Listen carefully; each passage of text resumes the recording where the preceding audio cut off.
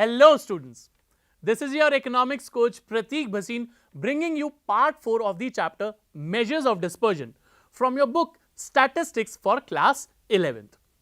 Today is the last part of this chapter.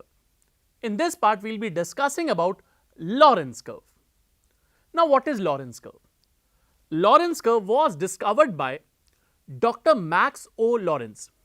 He used this concept to study the inequalities in income and wealth of a society.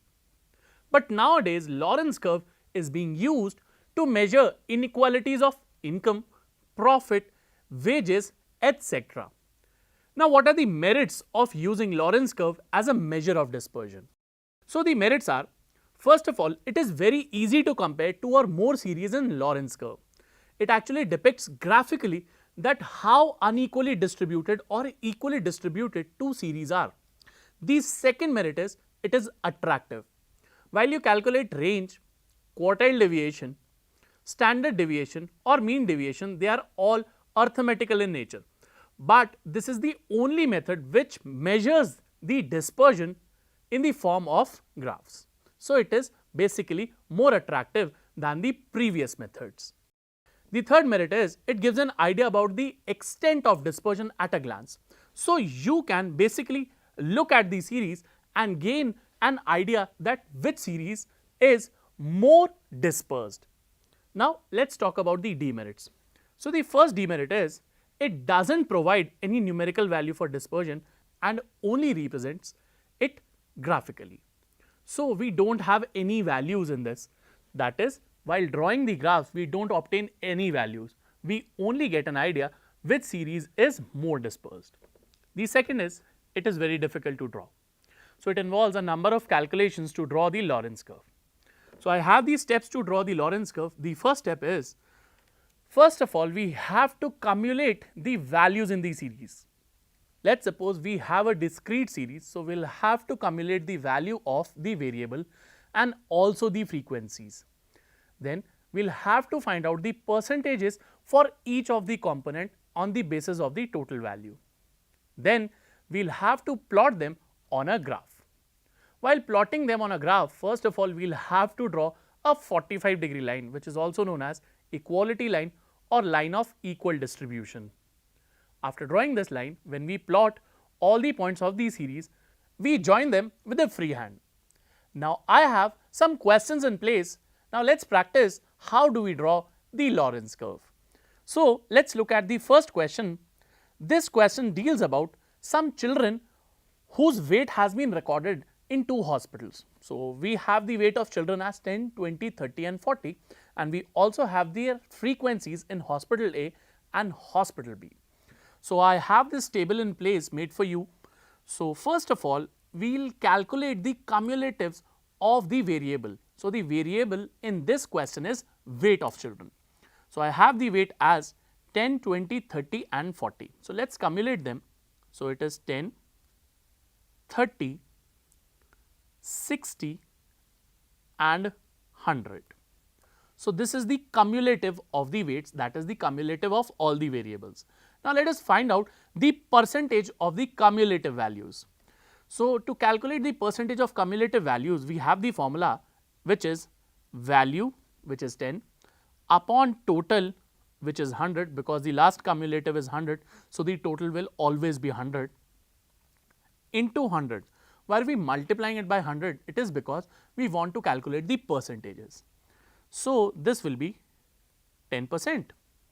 Similarly, the next one would be 30 upon 100 into 100. This will give me a value of 30%. Similarly, the next value would be 60 divided by 100 into 100, which will be 60%. And the final value would be 100 upon 100 into 100. This will give me an answer of 100%. So I have obtained the variables cumulative values and the percentage of the cumulative values. So now let us move on and calculate the cumulative of the frequencies. So we have the number of children in hospital A as 10, 25, 5 and 10. So let us cumulate the values. So we will get 10, then we will get 35, then 40 and finally the value will be 50. So the total would be 50. Now, let us calculate the percentages of these values. So, it will be the value upon total value into 100. This would give me an answer of 20%. Now, the next value would be 35 upon 50 into 100. This would give me a value of 70%. Now, it will be 40 upon 50 into 100. This will give me a value of 80%. And then we have 50 upon 50 into 100. This will give me a value of 100%. Now, let us calculate these same values for number of children in hospital B. So, let us cumulate the values first. So, we have 30, then we have 30 plus 50 which will be 80, 80 plus 20 which will be 100, and 100 plus 100 will give me 200. So, the total of all the frequencies of number of children in hospital B would be 200. Now, let us calculate the percentages. So, we have 30 upon 200 into 100. This will give me an answer of 15%. The next will be 80 upon 200 into 100. This will give me an answer of 40%. The next is 100 upon 200 into 100. This will give me an answer of 50%. The next will be 200 upon 200 into 100. This will give me an answer of 100%. So, I have obtained all the values. So, for drawing a Lorentz curve, we need all these values. So, that is why this is a demerit, because it involves a lot of calculation while drawing a Lorentz curve. So, we have all these values. Now, it is time to plot them on a graph. Always remember that whenever we are drawing the Lorentz curve, the variable is always plotted on the y axis. So, we have the variable as weight of the children. So, I will mark the y axis as percentage of weight of children. So, I will mark these values on the y axis. So, I have the values as 10, 30, 60 and 100. So, I will take a gap of 20%. So, this will be 20%, 40%, 60%, 80% and finally, we have 100%. Let me first draw the line of equal distribution, which is a 45-degree line drawn taking origin as the base. So, let me draw it for you first. So, this is the 45-degree line which I am going to draw for you. So, we have the 45-degree line on place. Now, we have to mark the frequencies on the x axis. So, I will write percentage of hospital A or B and I will write the number of children. So, let us mark this as 100%. I am taking a gap of 20% again. This will be 80%, this will be 60%, this will be 40% and finally, this will be 20%. Now, let us mark these points. So, we have the first as 10% value and 20% value. So, 10 comma 20. So, it will be marked somewhat here. Now, I have the value as 30 and 70. So, we have 30 on the y axis and 70 on the x axis. So, 70 lies here and 30 will lie somewhat here. So, I will mark this line here. Now, we have 80 and 60. So, I will mark 80 on the x axis and 60 on the y axis. And finally, I have a value 100 comma 100 which will lie somewhat here. Now, let us mark the origin and join these curves. So, we will obtain, I am drawing it freehand and joining all the points. So, this is the line for hospital A. Now, let us draw this for hospital B. So, we have 10 and 15. So, 10 on the y axis and 15 on the x axis. So, 10 comma 15 will lie somewhat here. Now, we have 30 comma 40. So, 40 on the x axis and 30 on the y axis will lie somewhat here. Now, we have 60 and 50. So, 50 on the x axis and 60 on the y axis. Then we have 100 and 100 again. So, let us join these points and obtain the Lorentz curve. Now, we find that the line with the red color shading represents hospital B. The line with purple color shading represents hospital A. Now, let us see which series is more dispersed. So, we find that from the line of equal distribution, if we measure the differences for a series, we find that the data of hospital A is more dispersed as compared to hospital B, because it is farther from the line of equal distribution. So, this is the conclusion that we make in this question, that the data of hospital A is more dispersed as compared to the data of hospital B.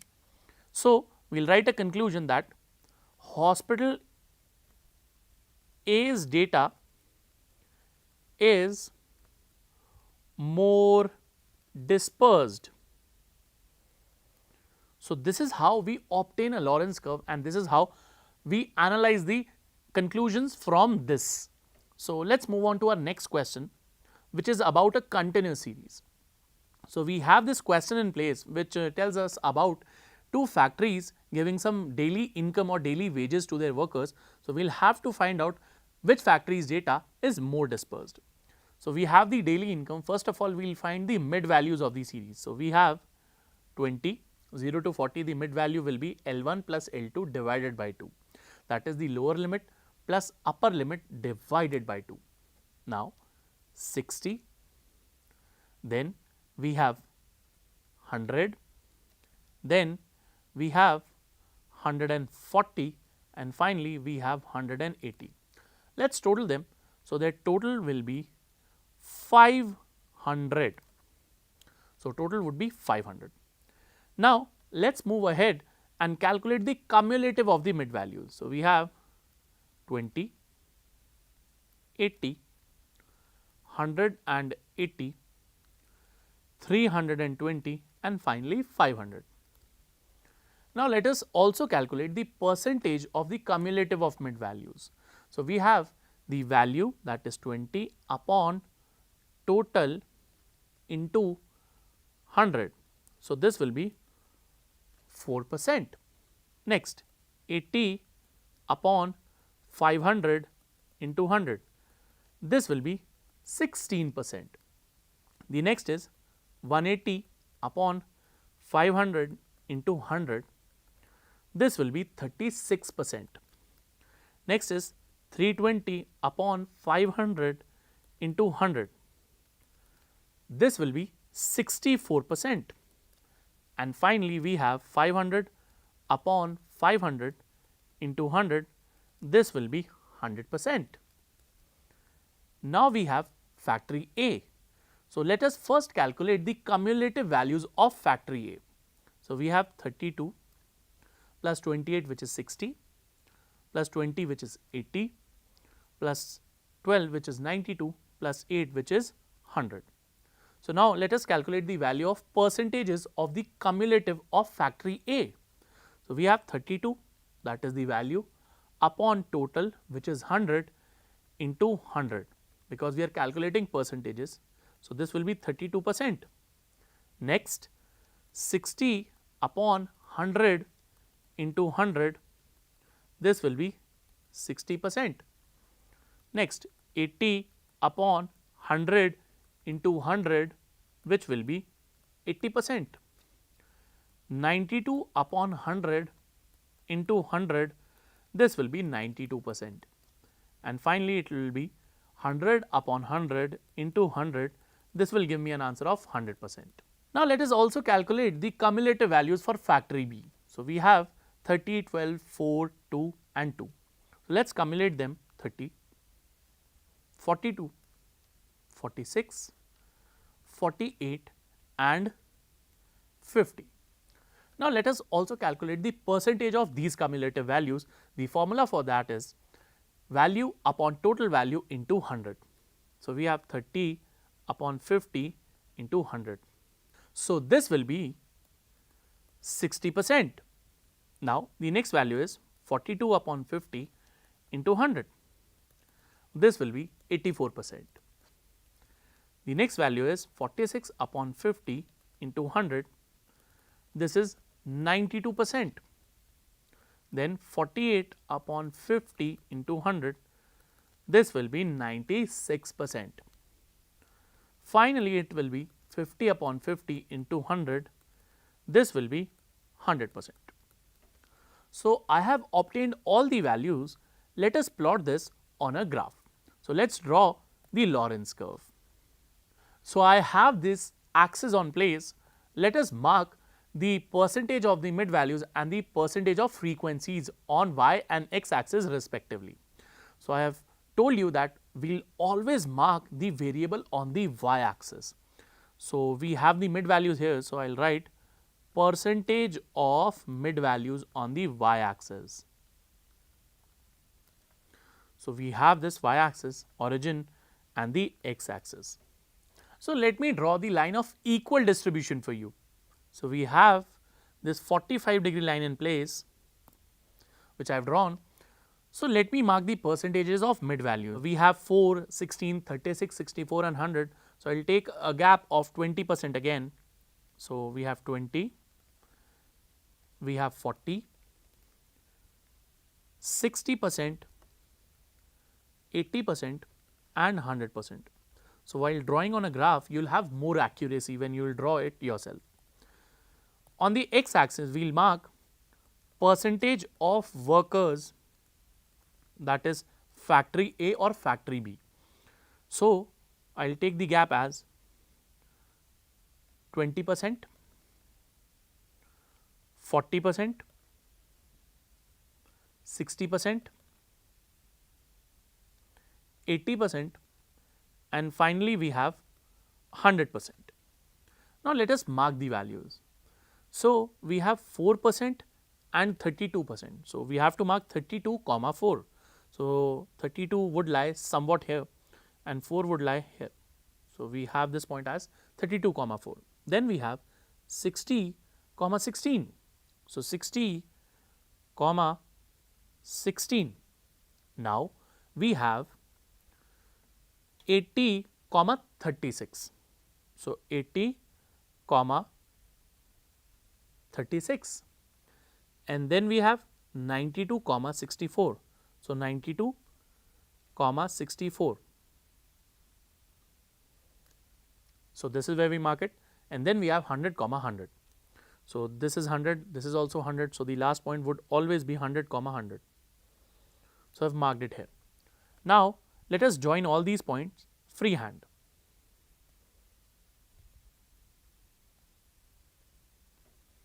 Now, this is the data for factory A. So, I am marking it here as factory A. Now, let us do the same exercise for factory B. So, we have the data as 60 comma 4. So, 60 comma 4. Now, we have 84 comma 16. So, 84 comma 16. Then we have 92 comma 36. So, 92 comma 36. It will be here. Then we have 96 comma 64. So, 96 comma 64. So, it will be here and then we have 100 comma 100. Let us join all these points.